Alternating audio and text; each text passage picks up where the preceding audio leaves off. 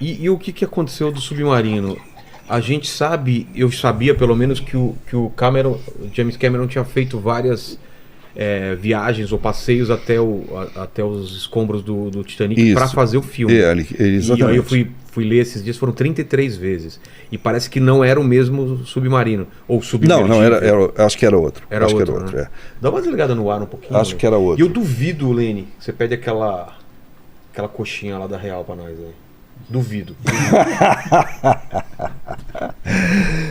Não vamos aqui matar nenhuma tartaruga. Então, sim, ele fez realmente isso para ele produzir o filme, né? Ele foi Você sabe qual tipo de submarino? Parece que era que tinha um cabo, né? Então, veja bem, esse tipo de submergível, na verdade, submersível, Por que o pessoal fala que não é submarino, é submergível? Porque tecnicamente o submarino é um equipamento autônomo, ele consegue descer e subir sozinho, se locomover, etc e tal. Ele consegue sair de um porto, chegar até o ponto onde ele vai, e tem capacidade de se locomover. E o submersível, não. Ele é transportado por um navio até o ponto, né? E de lá ele desce, faz a operação, depois ele retorna e é resgatado. Ele não tem a autonomia para se locomover sozinho, né? Ele basicamente é depositado na água e ele vai descendo. No caso desse submersível aí, não havia nenhum cordão umbilical, que chama, nenhum cabo ligando ele à embarcação, né? Ele descia simplesmente e eles tinham lá, segundo eu li, tudo agora é suposição, tá? Porque a gente não sabe exatamente o que aconteceu. Eu tenho minhas suposições, mas são suposições. Mas parece que até determinada profundidade eles conseguiam trocar mensagens telegráficas, assim, depois não mais. E o que se sabe é que... primeiro vamos explicar o seguinte. Esse tipo de mergulho, ele é um fenômeno relativamente recente, que começou com o próprio Titanic. Ah, é? Porque até então, até poucos anos atrás, por conta da Titanic mania, o Titanic é um fenômeno assim, né? Por conta da Titanic mania, algumas empresas, como foi o caso da Ocean Gate, ela passaram a desenvolver pequenos submersíveis para levar pessoas para ver o Titanic. Descer para ver o Titanic. Ele está em profundidade, você sabe? O Titanic está quase 4.000 metros. 4 quilômetros para baixo, cara? Nossa! Cara, você anda de carro 4 quilômetros. Agora tu põe para baixo. Agora você faz uma coisa pior. Você pega e aumenta a pressão em 300 vezes. Porque tem aquele monte de água em cima de você, te empurrando para baixo. Que foi o que aconteceu, né? Cara, 4 quilômetros. Ele implodiu, né? Teve uma implosão que a pressão fez explodir para dentro. Ele amassa, vira uma... Ele não amassa, ele explode, destrói. Explode? Porque é muita pressão em cima do submersível, né? Muita. É difícil você mensurar. Eu estava lendo hoje que o pessoal estava falando de... quando confirmaram as mortes e tudo, de eventuais resgates de corpos. Eu não acredito. Eu acho que não acha nada. Não acha nada? Nada. Imagina, se a pressão é capaz de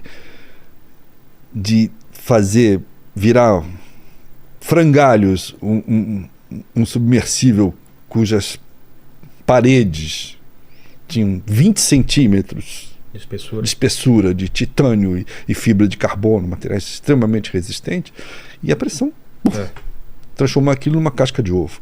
Agora você imagina o que acontece com o corpo humano numa situação dessa. Então eu particularmente não acredito. Pode ser, como esse caso está tendo uma repercussão mundial muito grande, pode ser que eles continuem fazendo uma varredura lá e encontrem, eu acho, talvez, sei lá, um sapato, alguma coisa assim. Mas eu sinceramente não acredito que encontrem nada humano. Eu acho que não tem como. Assim como eu também acho, com base no que eu li, que Eu acho que esses 5 coitados não morreram hoje. Ah, não, eles já estavam... Eu acho que eles morreram no dia que eles mergulharam, que foi no domingo. Por quê?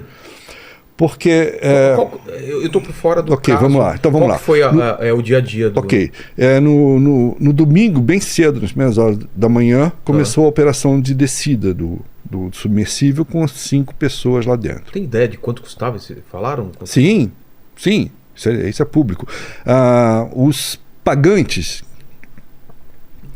que não sei se no caso lá eram 3 ou 4, acho que 3 pagantes, os pagantes pagam $250 mil, mais de $1 milhão para fazer essa descida.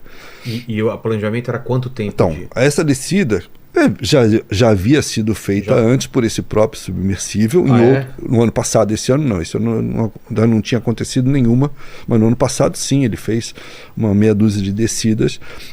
A descida leva em torno de 8 horas. 8 horas para isso.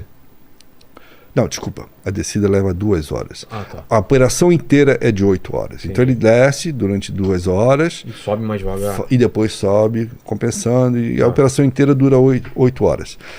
E as informações é que eles perderam... Domingo, então... Domingo, bem cedo, nas primeiras horas do domingo, começou a operação.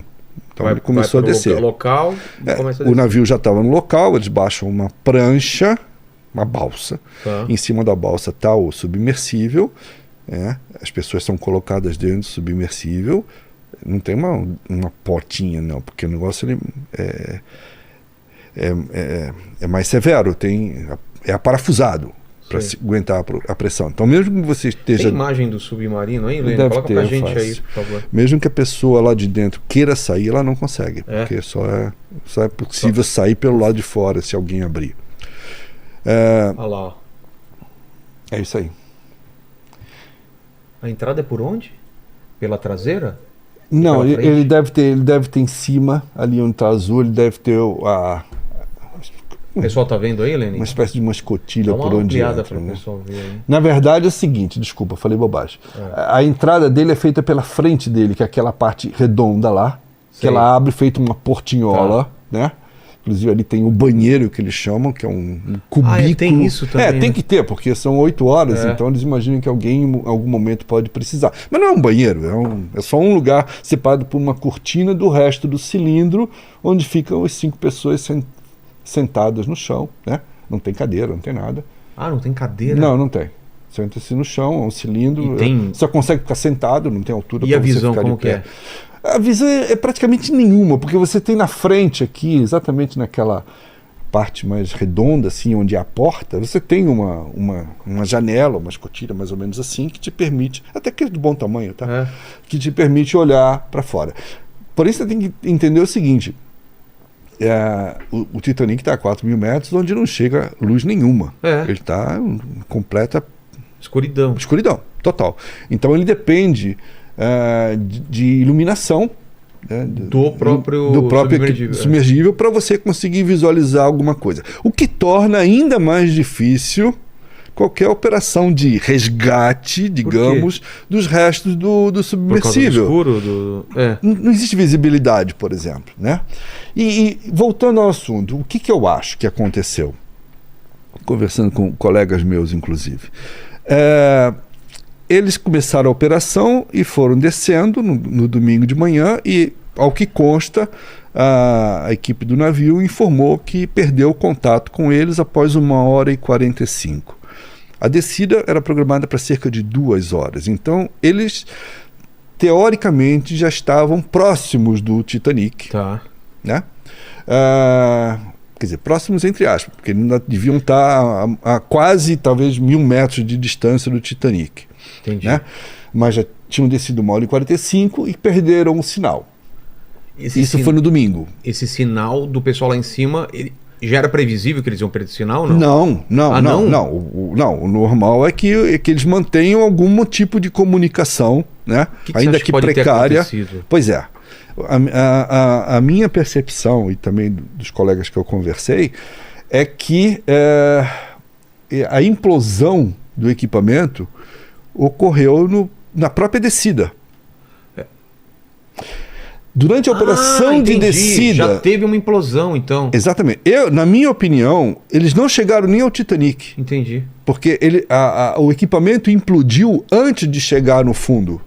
Na minha opinião, o que hein? pode ter acontecido para ter implodido, Ok. se nas outras vezes Então. não implodiu? O material vai desgastando, vai Isso é estressando? para ver uma implosão num submersível, que é uma nave experimental, na verdade. Para ver uma implosão no submersível que já havia feito essa viagem antes, esse submersível já fez uma meia dúzia de descidas Sim. ao Titanic ano passado e ano retrasado, é porque houve algum problema técnico, alguma fadiga de material, alguma coisa que gerou a implosão. Quando você está falando de um ambiente desse, com uma pressão absurda, que a gente não consegue mensurar o que é uma pressão nessa profundidade. Um colega meu estimou em 300 atmosferas, que é uma coisa assim absurda. Não existe nenhum ser vivo que aguente isso. Ser vivo, não. Uma baleia... Existem alguns seres, alguns estão sendo descobertos, inclusive, que vivem nas grandes profundezas, que eles têm essa capacidade. Né? Não tem nada parecido com o que a gente está acostumado a chamar de peixe. Mas, sim, esses seres conseguem viver na escuridão, etc. Mas o que nós achamos? Que poderia ter... Houve alguma falha técnica, isso me parece certo, no submersível, que gerou a implosão dele. O que seria isso? Cara, numa pressão dessa, não dá nem para chamar de rachadura. Talvez um risquinho no casco seria suficiente. Sério? Seria suficiente para detonar uma implosão. Essa é uma teoria que ele tenha implodido ainda na operação de descida, no próprio domingo, né? Quer dizer, nós estamos na quinta-feira, então teriam morrido já há 4 dias na própria descida.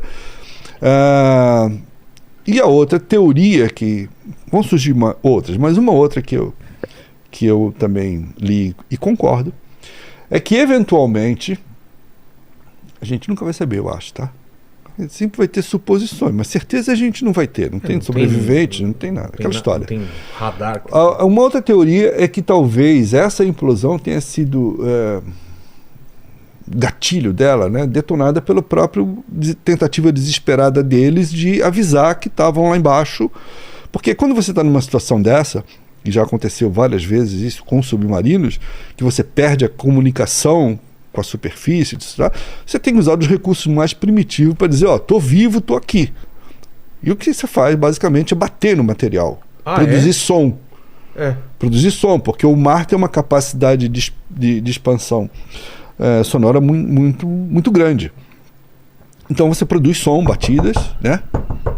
Para que seja detectado por algum aparelho, que foi teoricamente o que nos 2 últimos dias as equipes de busca diziam, olha, detectamos um barulhinho aqui, pode ser de uma frequência, etc. Tal. Mas eles disseram hoje que não, que eles acham que o som que eles detectaram não vinha, o que comprovaria a tese de que isso aí tenha o que quer que tenha acontecido, a implosão baseada por algum motivo, aconteceu no próprio domingo. Então o som que eles estavam ouvindo não tinha mais nada a ver, porque infelizmente já não existia mais a nave nem as pessoas, né? Se não implodiu no domingo, ele perdeu o controle? Ele pode ter a base da segunda teoria. Ele pode ter perdido a comunicação, mas continuou no processo de descida, né? Até chegar ao fundo, né? E dali para frente, 2, 3 dias que passou supostamente lá, ele teria sofrido a implosão, causada ou pela própria fraqueza, digamos assim, do material, ou até o gatilho tenha sido as próprias tentativas dele de fazer barulho, né, batendo no material. Nós estamos falando de um negócio muito, muito delicado. Eu li um exemplo muito interessante hoje, que é exatamente da casquinha de ovo. Nós estamos falando de um casco de 20 centímetros de espessura, de uma liga extremamente forte, que nessa situação se torna uma casca de ovo. Você pisa e... é o que acontece. Então, assim... Mas eu ainda acho, na minha opinião, modesta opinião, que foi no processo de descida. Agora eu queria entender, eu li algumas coisas, eu não sei o que é real e o que não é.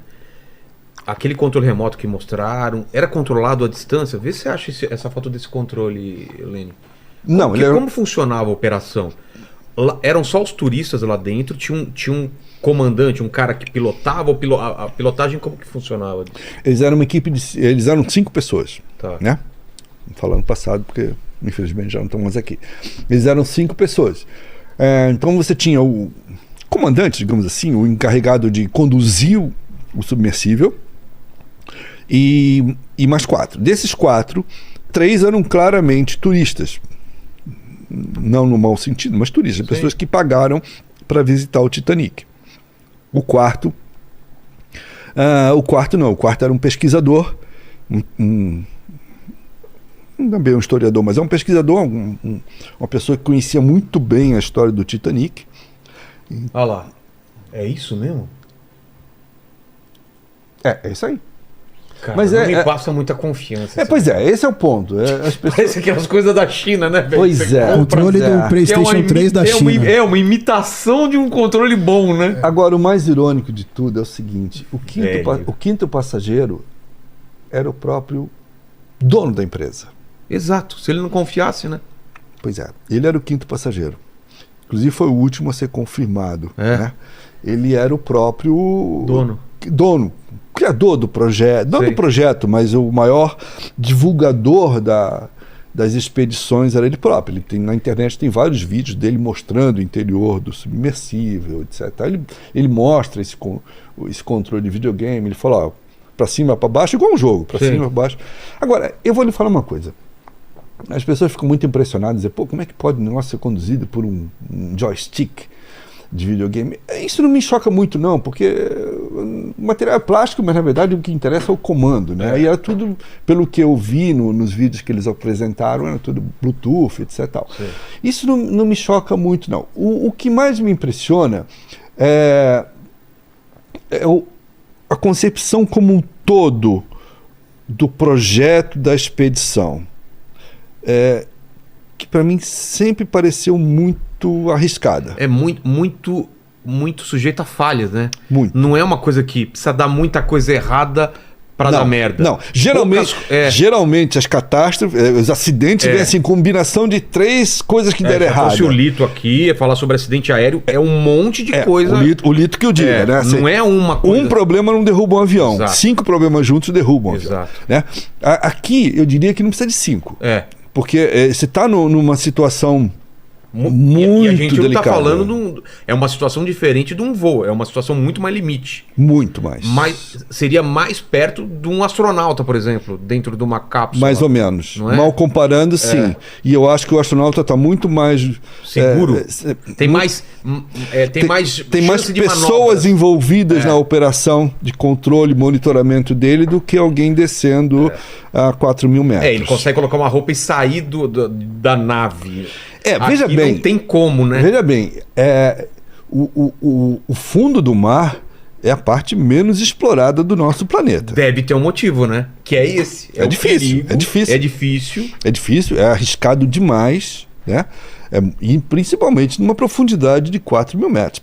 O maior submarino, o submarino mesmo, aqueles grandes que levam 100 tripulantes, militares, etc. Nuclear? Mesmo nucleares. O que vai mais fundo vai 900 metros. Ah, é? Eu achei que ia muito mais fundo. 900 metros.